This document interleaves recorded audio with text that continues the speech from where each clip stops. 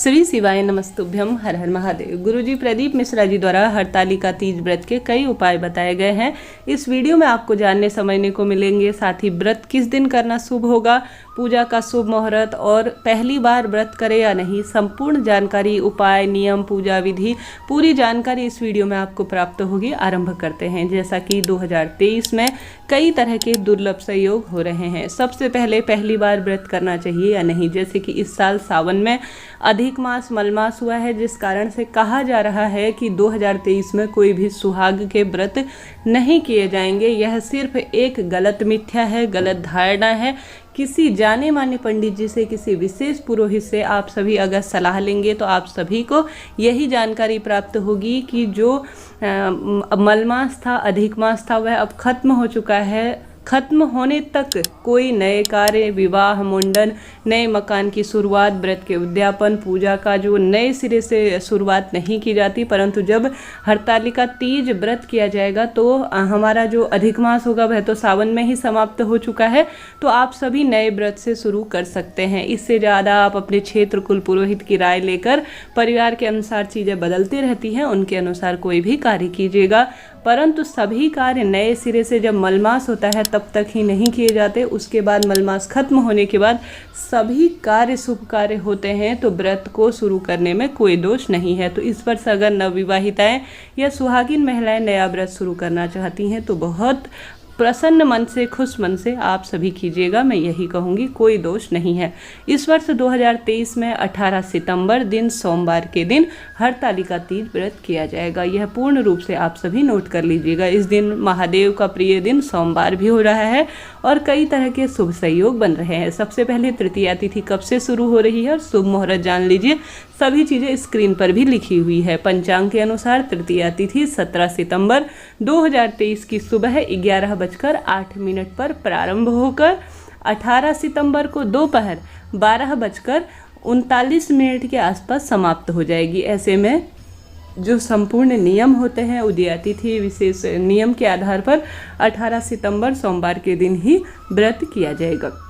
18 सितंबर के दिन सुबह पूजा का शुभ समय होगा 6:07 के आसपास और 8:34 के आसपास अगर पूजा कर लेते हैं ना, कुल इसका समय होगा 2 घंटे 27 मिनट के आसपास। तो सुबह की पूजा के लिए यह सर्वोत्तम समय माना जाता है। तो आप सभी आवश्यक रूप से इस समय पूजा कर ले, अति श्रेष्ठ होगा। साथ ही प्रदोष काल की पूजा का समय इसमें बहुत महत्वपूर्ण रखता है। तो वह 6:45 से 8:55 के आसपास आप सभी को प्राप्त हो रहा है। सूर्य अस्त से जो है कुछ समय पहले और सूर्य अस्त से कुछ समय बाद जो है प्रदोष काल के समय के रूप में माना जाता है। थोड़ा बहुत क्षेत्र के अनुसार इसमें परिवर्तन होता है। तो सबसे पहले हमने बात कर ली, अब बात कर लेते हैं इसकी पूजा विधि क्या होती है। जैसे कि शास्त्रों में कहा जाता है हरतालिका तीज व्रत माता गौरी और महादेव को समर्पित है। यह व्रत सर्वोत्तम व्रतों के रूप में माना जाता है। भाद्रपद महीने की तृतीया तिथि को यह त्योहार मनाया जाता है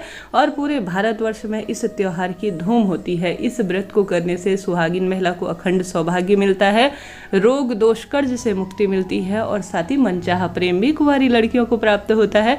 तो इस दिन आप सभी 16 श्रृंगार एक दिन पहले ही महावर, चूड़ी, बिंदी, मेहंदी इत्यादि लाकर रख लीजिए। नए कपड़े ला सकते हैं तो अति श्रेष्ठ है, नहीं तो पुराने धुले हुए कपड़े आप काम में ले लीजिए। लाल पीले रंग के कपड़ों का चयन करें, गंगा जल मिश्रित जल से स्नान करें, श्री शिवाय नमस्तुभ्यम महामंत्र का जाप करते हुए हरतालिका तीज व्रत के दिन अपने दिन की शुरुआत करें। उसके बाद जो है आप सभी इस दिन विशेष रूप से शास्त्रों में वर्णित है कि महादेव को माँ पार्वती ने प्राप्त किया था पार्थिव शिवलिंग को पूजन करके। तो इस दिन छोटे से 1 आंगुल के बराबर छोटे से गणेश जी महाराज का जो है फोटो प्रतिमा बना लीजिए और साथ ही मिट्टी के ही शिव जी का अर्थात शिवलिंग स्वरूप का निर्माण कर लीजिए। इसके बाद जो है बहुत सुंदर 16 श्रृंगार करके आपके यहाँ सुबह सामान्य पूजा की जाती है तो सामान्य पूजा करें, नहीं तो शाम के समय आप सभी पूजा करें। सामान्य पूजा आप शिव मंदिर में सुबह के समय हरतालिका तीज की कर सकते हैं या घर के मंदिर में ही जो पार्थिव शिवलिंग आपने बना रखा है उसे जो है दोनों टाइम पूजन कर सकते हैं। रात्रि भर भी इस पार्थिव शिवलिंग को हरतालिका तीज व्रत के दिन रखा जाता है। इस व्रत की पूजा का अपने आप में एक सर्वश्रेष्ठ विधान किया गया है। साथ ही इस दिन जो है प्रतिमा फोटो बनाकर आप सभी गणेश जी महाराज, माँ पार्वती, महादेव का पूजन करें। आँख, धतूरा, बेलपत्र, समी पत्र इत्यादि समर्पित करें। माँ पार्वती को श्रृंगार सामग्री समर्पित करें और विधि विधान से पूजा आरती करें। हो सकता है थोड़ा सा जो जगह हो उनके अनुसार पूजा विधि बदल जाती हो। इस दिन निर्जल निराहार अर्थात बिना पानी के इस व्रत को किया जाता है। बिना अन्न के अर्थात कोई भी जो है पानी, फल, फ्रूट इस व्रत में नहीं खाया जाता। इस बात का भी आप सभी ध्यान रखें। और इस व्रत में जो है कठिन व्रत के रूप में यह देखा जाता है, परंतु आपकी क्षमता सामर्थ्य नहीं है, आप गर्भवती हैं, कोई बीमारी से परेशान है, तो आप सभी पूजा करने के बाद बस एक बार भगवान से अनुमति लेने के बाद, देखिए गर्भवती महिलाएं के लिए नियम अलग है। अगर आप निर्जल व्रत कर सकती है ना तो सबसे सुंदर, सबसे प्रेम पूर्वक व्रत इसे माना जाता है। तो आप सभी को निराहार निर्जल व्रत इसे रखना चाहिए। और साथ ही आप सभी अगर किसी कारण से दुख बीमारी से परेशान हैं तो इस व्रत को कभी छोड़ा नहीं जाता। भले मासिक धर्म हो, सूतक पातक हो या कोई भी प्रतिक्रिया ऐसी हो, तो आप सभी जो है इस व्रत को छोड़े नहीं। बस कोई परिस्थिति विपरीत हो तो आप एक बार भगवान से अनुमति लेकर पानी और फल खा सकती है, परंतु व्रत छोड़ा नहीं जाता। आप सभी ने गुरुजी के उपाय में सुना होगा, फुलेरा बांधना इस दिन बहुत शुभ माना जाता है। जहाँ पर भी आपने महादेव, माँ पार्वती और जो गणेश जी महाराज का पूजन किया है ना, एक छोटा सा जहाँ पर भी स्थान निर्धारित रखा है मिट्टी का नहीं बना सकते तो आप मूर्ति प्रतिमा जो घर पर विराजमान है उसे भी रख सकते हैं। सुंदर भाव से सुसज्जित करें। और गुरुदेव कहते हैं फुलेरा आवश्यक रूप से बांधना है। फुलेरा क्या होता है यह ध्यान रखने योग्य बात है। एक फूलों की माला जिसमें बहुत सुंदर सुंदर जो लटकन होती है वह फूलों से बनाई जाती है। एक मंडप के से आकार की यह होती है। जैसे हम सजावट करते हैं ना, जैसे भगवान जी नीचे हम विराजमान करते हैं पाटे में, उसके ऊपर जो माला होती है, फूल माला या कोई अन्य चीज़ कह लीजिए, जो फूलों से बने हुए फुलेरा होते हैं, जो लड़की इसे बांधती है या जो सुहागिन महिलाएं इसे दर्शन करती है और इन्हें बांधती है तो कहा जाता है, गुरुजी कहते हैं इस दिन जीवन में आने वाली जो परेशानियां वह पूर्ण रूप से दूर हो जाती है।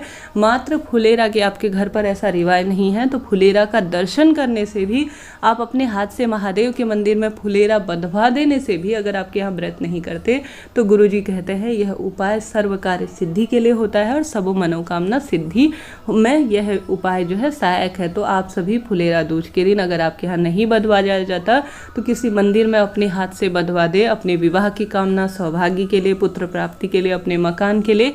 आपके घर पर सामान्य तरह से अगर यह व्रत किया जाता है हरतालिका तीज का, तो आप वहाँ पर तो जरूर से बांधे। यह उपाय सर्वश्रेष्ठ है और उपाय सिद्ध है। सोमवार के कई उपाय हैं जो इस दिन आप कर सकते हैं। इस दिन जितना संभव हो आप माता रानी को हरे रंग की वस्तु समर्पित करें। इस दिन हरे रंग के कपड़ों का, चैन का बहुत शुभ माना जाता है। माता गौरी को हरे रंग की चूड़ी, हरे रंग के पोशाक, मेहंदी और महावर इत्यादि समर्पित करें। शुभ कार्यों के रूप में जाना जाता है। आप सभी इस दिन निर्जल निराहार व्रत करें। रात्रि जागरण का विधान है। खूब सुंदर मंडप बनाकर वहाँ पर पूजन आरती विधान किया जाता है, भजन गाए जाते हैं। बहुत जो है एक ऐसा माना जाता है, एक ग्रुप में इस पूजा को करना बहुत शुभ माना जाता है। सुबह के समय पार्थिव शिवलिंग का निर्माण करने के बाद उसे विसर्जित कर दिया जाता है। सुबह के समय एक छोटी सी पूजा करने के साथ ही इस तरह से इस पूजा के उपाय, नियम थी, विधि थी, मैंने आपको बताने का प्रयत्न किया। हो सकता है थोड़ा सा जैसे मैंने बताया, जैसे जगह होती है ना उस अनुसार परिवर्तन आते हैं। तो इस दिन विशेष तौर पर महादेव का खूब सुंदर सफ़ेद फूलों से श्रृंगार करें, लाल फूलों से श्रृंगार करें। 108 सोमवार का दिन भी है तो कुछ ऐसी वस्तु जो महादेव को अत्यधिक प्रिय है समर्पित करने का प्रयत्न करें। अपने आप में हरतालिका तीज साल भर में आने वाला एक दिन है जो अपने आप में सबसे बड़े त्योहारों के रूप में माना जाता है। किसी सुहागिन महिला को या अपनी सास को जो है आप सभी इस दिन सुहाग की सामग्री जरूर दान में दें। आपके यहाँ सरगी का रिवाज है तो सुबह प्रातःकाल 4 बजे से पहले ब्रह्म मुहूर्त में आप सरगी जैसे ग्लूकोज, उसमें पानी, चाय, दूध इत्यादि भी जरूर से ले लीजिएगा। कई भक्तजन सरगी लेते हैं परंतु कई भक्तजन नहीं भी लेते। परंतु हरतालिका तीज की महिमा जितनी कही जाए ना, कुंवारी लड़की या सुहागिन महिला जो भी इस व्रत को करती है ना, बिना मांगे उसकी सब कामना सिद्ध हो जाती है। तो आप सभी को पार्थिव शिवलिंग का निर्माण कर इस दिन पूजन जरूर से करना है। वीडियो उचित उपयोगी रहा हो तो लाइक करें, शेयर करें, सब्सक्राइब करें। हर हर महादेव।